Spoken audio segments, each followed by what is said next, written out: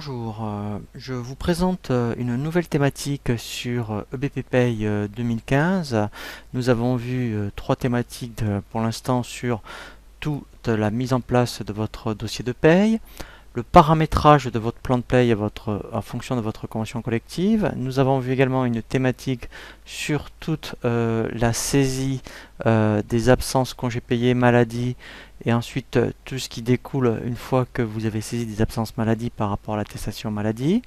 Je vous propose une quatrième thématique sur votre travail mensuel à faire sur la paye, c'est-à-dire que nous allons voir 5 tutoriels. Un premier tutoriel sur la mise à jour des taux de cotisation, des plafonds du SMIC, une fois que votre dossier est prêt à l'emploi. Nous verrons également ensuite un deuxième tutoriel sur tous les traitements mensuels à effectuer lorsque vous êtes en traitement de paye par rapport à la saisie des bulletins, tous les états de paye à fournir. Nous verrons également par rapport au traitement mensuel les transferts en comptabilité. Nous verrons ensuite un tutoriel sur le virement des salaires et des acomptes. Et enfin, nous terminerons par les transferts de la paye en comptabilité, soit directement par rapport au transfert automatique entre EBP Pay et EBP Compta, ou lorsque vous avez un autre logiciel de comptabilité, voire directement transférer vos écritures de paye à votre expert comptable avec le module Communication entreprise expert. Le premier module tutoriel que je vous propose est la mise à jour des taux de cotisation. Lorsque vous avez fini votre paramétrage, effectivement, il va falloir que vous mettiez à jour soit des constantes pour tout ce qui va concerner des valeurs comme le SMIC, le plafond sécurité sociale, ou des valeurs qui vous sont propres, comme par exemple nous avons vu dans un paramétrage la valeur du point, ou des mutuelles forfaitaires, et nous verrons également la mise à jour des taux de cotisation.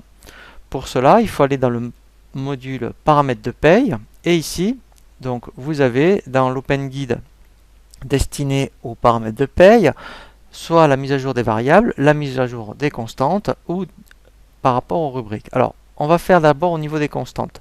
Lorsque je clique sur constante, vous voyez, moi j'avais créé un thème de ma société. Comme ça, c'est beaucoup plus facile, où en fait, je vais retrouver directement ici que les valeurs. Vous voyez, donc là, si je mets tous, je vais revoir donc directement dans bureautique SARL. Voilà, là c'est tout mon paramétrage, à la fois au niveau des valeurs et au niveau des taux. Alors, au niveau déjà des valeurs, si vous, comme on avait vu dans un tutoriel comment paramétrer des constantes, et bien directement, lorsque vous avez des valeurs qui vous sont propres et que vous devez changer une fois par an, nous verrons également pour le SMIC, le plafond Sécu, qui a le même principe, et bien vous allez double-cliquer sur votre constante, et ici, vous allez, vous voyez, en fait, il faut rajouter la période. Voilà. Donc, voilà, je vais faire, mettons, par rapport à décembre. Voilà, donc là, je vais mettre, mettons, décembre. Voilà. Et ici, vous voyez, vous mettez votre valeur. Comme ça, directement, c'est EBP, en fonction de la période de paye, qui ira chercher la bonne valeur par rapport à la période que vous avez indiquée ici. Donc là, admettons, on l'a vu pour, vous voyez, des valeurs qui vous sont propres. Vous voyez, mettons, vous avez une mutuelle. Donc en 2015, la valeur change. Par exemple, vous le savez déjà. Vous pouvez l'anticiper. Vous pouvez dire que pour la mutuelle salariale, vous voyez même ici, en janvier 2015. Voilà, donc même là directement, je pourrais prévoir. Vous voyez, donc là, elle serait peut-être à 10,50. Voilà. Voilà, donc là, on l'a vu par rapport à des valeurs. On peut le faire donc pareil pour les taux. Donc là, même principe. Je vais cliquer donc là sur le taux. Vous savez déjà pour janvier, vous faites ajouter. Voilà. Ici, en fait, je prends janvier. Voilà. Alors oui, petite précision, hein, les taux de cotisation, ne les tapez pas dans les rubriques de paye, parce que sinon là c'est assez facile, il faut aller dans les rubriques de paye et changer les taux. Alors que là, si vous avez pensé, vous voyez, à créer une constante pour mettre les taux, eh ben, il suffit ici de mettre à jour, peut-être que là maintenant elle sera en janvier de 0,9, là de 1,30. Voilà, c'est quand même beaucoup plus pratique de créer une constante et de mettre cette constante dans la rubrique.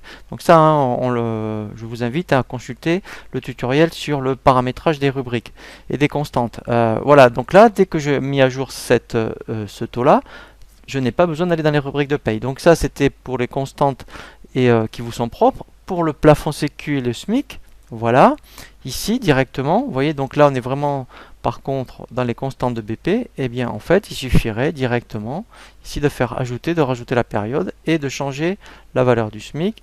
Et pareil pour le plafond sécu. Alors quand on ne connaît pas bien les codes, hein, ici, voilà, vous pouvez même taper plafond ou plaf et lui va vous donner directement, vous voyez ici, voilà, les constantes à changer, et là vous feriez ajouter, et là en mois de janvier, mettons 2015, vous mettriez le nouveau plafond. Voilà, donc ça c'est vraiment très très important à faire une fois que vous avez bien fait votre paramétrage, avant de démarrer sur la paye, de bien initialiser tous les taux les valeurs qui vous sont propres, et ensuite effectivement c'est ce que nous allons voir dans le prochain tutoriel, voir le traitement de paye mensuel, où nous allons voir comment saisir les bulletins de paye, faire tous les états de paye, donc soit qu'il faut fournir tous les mois, soit aussi tous les états qui peuvent vous intéresser. Voilà, et nous verrons après effectivement comment faire les virements des salaires et le transfert en comptabilité.